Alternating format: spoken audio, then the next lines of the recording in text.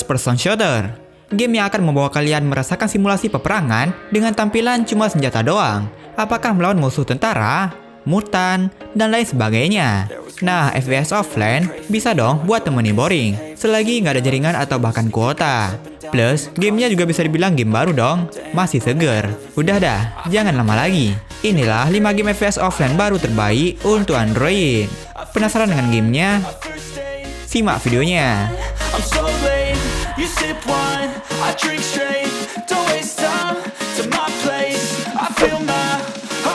Anchor Mobile adalah sebuah game FPS offline yang dimana dalam game ini musuhnya tuh seperti robot AI gitu ya.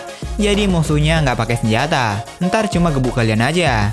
Nah, game ini sih nggak ada misi tertentu, nggak ada target atau pencapaian tertentu.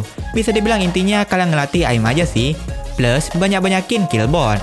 Karena inti dari game ini bukannya gameplay sih, tetapi grafiknya yang sekelas game PC coy. Gak tahu kenapa, tapi game ini baru rilis, terus offline, tapi sepi peminat. Ya bisa jadi game baru, belum banyak yang tahu kan. Selain itu bisa dibilang sih game ini berat. Buat grafik, game ini menampilkan grafik yang kece, seriusan. Dengan tema di sebuah komplek yang penuh dengan motif keren gitu. Ya motif karya anak-anak klub gitu. Game ini dikembangkan oleh Stroyet Developer dengan grafik yang realistis karena menggunakan teknologi Unreal Engine 4 yang pastinya benar-benar memanjakan mata kalian. Selain itu lewat Discord-nya sih kabarnya game ini bakal update mode multiplayer. Tapi itu masih wacana developer sih.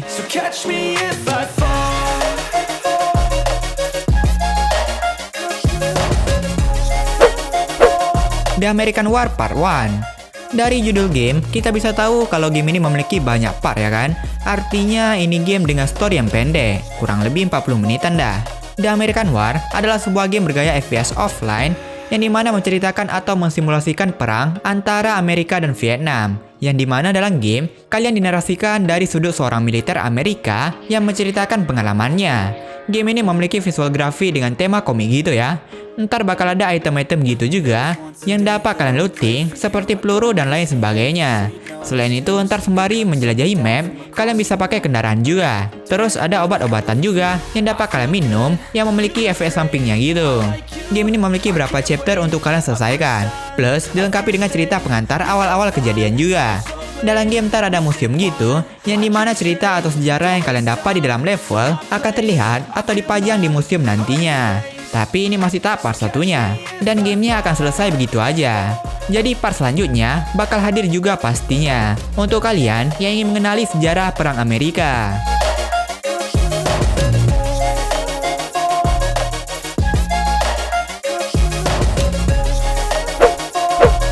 Deadly Assault Zombie Attack.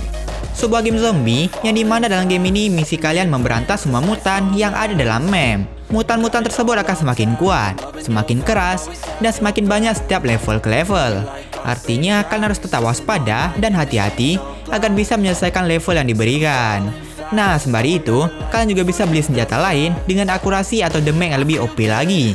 Dalam game ini, kalian dapat berlarian di sebuah map yang juga cukup luas, dengan banyak zombie yang mengincar kalian. Kalian harus bertahan sembari lari ke sana kemari dan terus menembaki mereka hingga akhirnya zombie terakhir tumbang dan melanjutkan ke level selanjutnya. Terus game ini memiliki grafik yang juga bagus dengan settingan malam yang indah, bulan dan bintang bersinar terang. Malah dikejar-kejar zombie ya kan? Plus nantinya bakal ada boss zombinya juga yang harus kalian take down. Ntar kalau kalian lihat zombie yang paling gede sendiri terus nggak mati-mati, nah itulah bosnya. Kita anggap bos saja terus ya kan?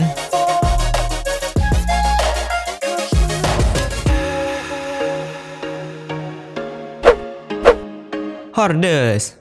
Yap, ini merupakan sebuah game FPS offline yang bertemakan post-apokaliptik, yang dimana banyak zombie akan menyerang kalian.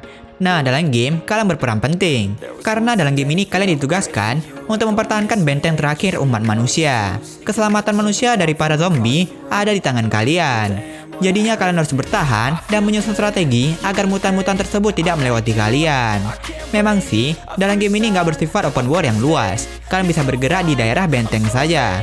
Terus kalian bisa beli item, apakah senjata, peluru, dan masih banyak lagi item lainnya. Ntar ada kota besar di belakang kalian buat beli itemnya.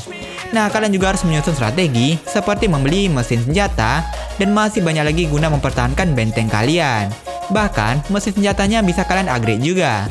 Yang memicu adrenalin lagi, zombinya sekali jalan tuh banyak banget coy. Terus buat grafis sih game ini juga oke loh. Udah bagus banget sih untuk sebuah game offline. Plus gameplay yang juga menantang.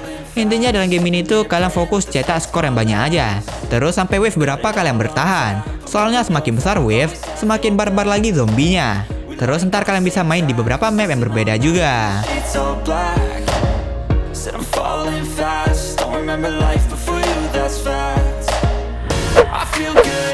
Vanguard Zero One adalah sebuah game FPS yang baru juga, yang dimana dalam game ini kalian akan menjelajahi map dengan berbagai misi objektif yang diberikan. Layaknya game story gitu, kalian bisa explore, lalu melawan musuh, dan menyelesaikan beragam misi yang diberikan. Terus soal grafinya, ini game udah oke sih. Walau interior atau lingkungannya sedikit kaku, tapi oke lah. Gamenya sih memiliki fokus utama dalam story yang ingin membongkar operasi militer Asia gitu. Jadi kalian bakal berpetualang solo dengan senjata yang beragam tentunya. Bahkan, jika dilihat sekilas, game ini mirip game Resurrency nggak sih?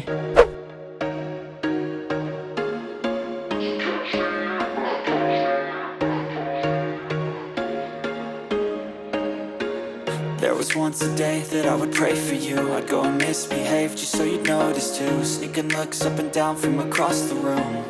And damn, what a hell of a view. I feel good, you look great. I like you, I can't wait. A first time, a first date. You're so fine, I'm so late. You sip wine, I drink straight.